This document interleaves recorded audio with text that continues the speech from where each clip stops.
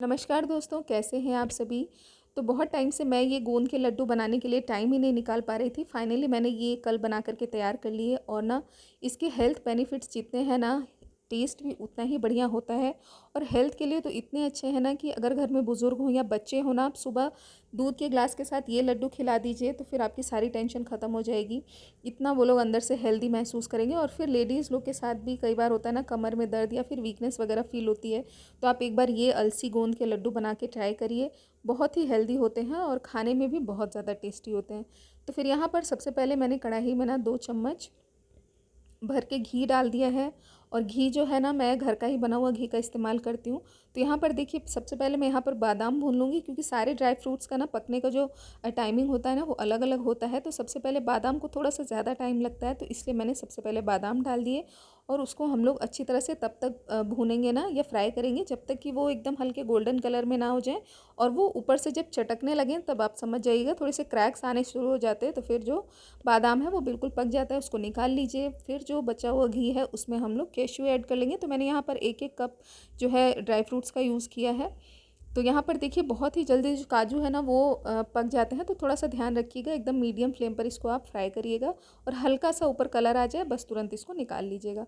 अब यहाँ पर मैं ले रही हूँ थोड़े से सनफ्लावर सीड्स मैंने यहाँ पर लिए हैं, और थोड़े से पम्पकिन सीड्स लिए हैं, यानी कि एक एक कप ले लीजिएगा इसको भी, या फिर आधा आधा कप भी आप यूज़ कर सकते हैं। और ड्राई फ्रूट्स ना आप अपने हिसाब से डाल सकते हैं, इसमें किसी भी मेजरिंग की बिल्कुल ज़रूरत नहीं है।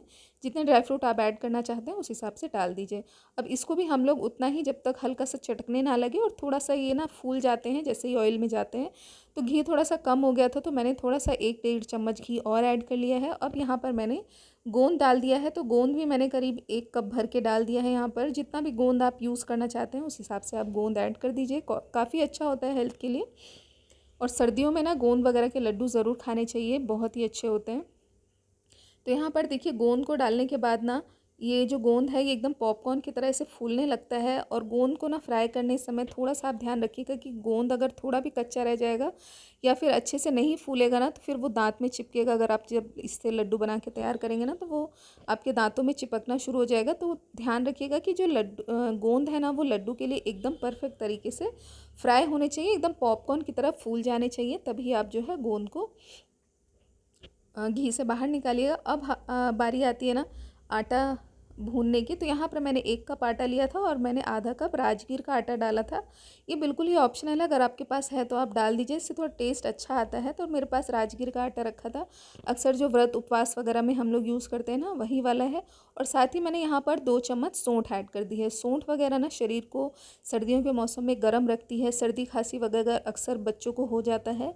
तो फिर अगर आप ये लड्डू में ऐड करके बच्चों को देंगे ना, तो फिर बच्चों को जो अक्सर खांसी सर्दी वगैरह होती है ना और कफ हो जाता है, तो फिर इससे जो है बहुत राहत मिलती है।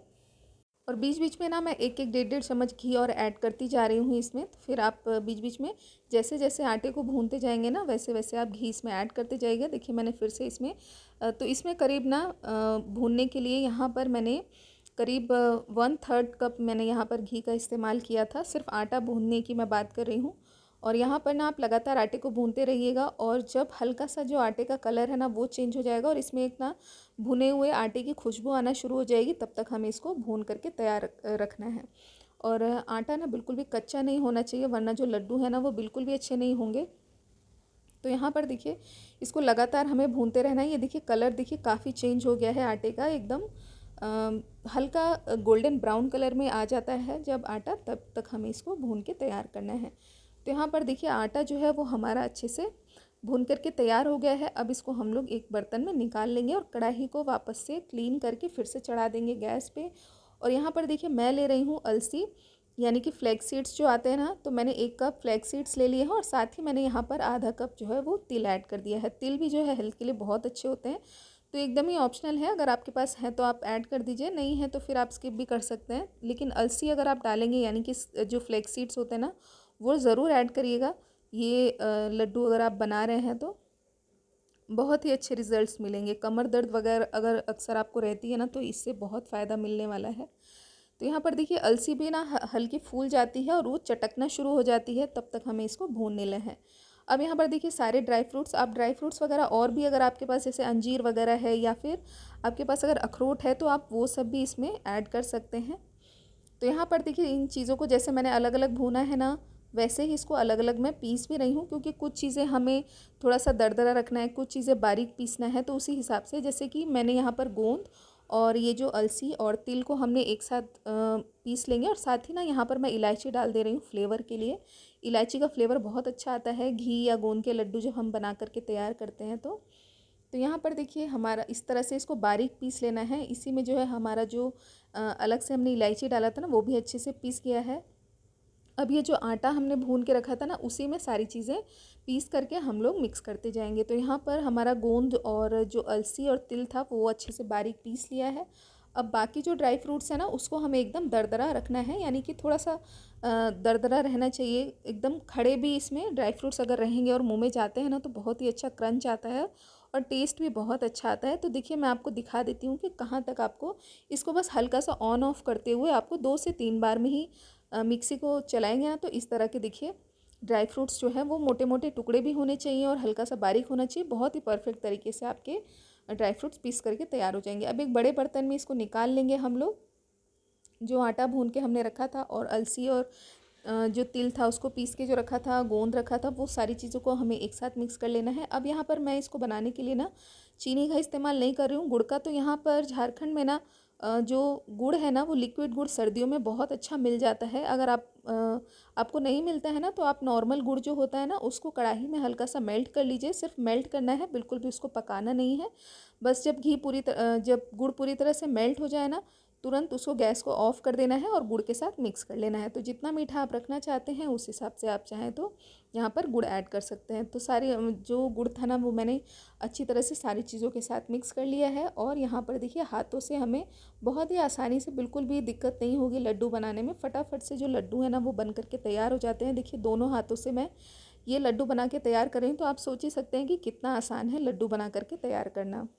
इसी तरह से सारे लड्डू हमें बना के तैयार कर लेने हैं। बहुत ही आसान तरीका है, बहुत ही टेस्टी और बहुत बढ़िया लड्डू घर में बन के तैयार हो जाते हैं। ये देखिए कितने परफेक्ट और एकदम गोल गोल लड्डू बन के तैयार हुए हैं। देखने में भी बहुत अच्छे लगते हैं और खाने में तो बहुत ही टेस्टी होते हैं। तो इसी तरह से सभी लड्डू हम बना करके तैयार कर लेंगे। और फिर एक बार आप इसको बना के तैयार कर लीजिए। आप इसको चाहें ना तो ढेर सारी आराम से आप इसको 2 से 3 महीने तक स्टोर करके रख सकते हैं, बिल्कुल भी ख़राब नहीं होते हैं। और घी वगैरह है जो, वो भी इसमें बहुत अच्छा टेस्ट देता है और ना इसको लॉन्ग लास्टिंग बना के रखने में ना बहुत हेल्प करता है। तो घी वगैरह आप जितना अच्छे से ऐड करेंगे उतना अच्छा और उतना अच्छा टेस्ट आएगा। तो ये देखिए हमारे सारे लड्डू जो है वो कितना फटाफट से बन के तैयार हो गए। मुश्किल से ये लड्डू बनाने में मुझे ना आधा से पौना घंटा लगा था, फटाफट बन के तैयार हो जाते हैं। तो आप भी अगर घर में ये लड्डू ट्राई करके देखिएगा।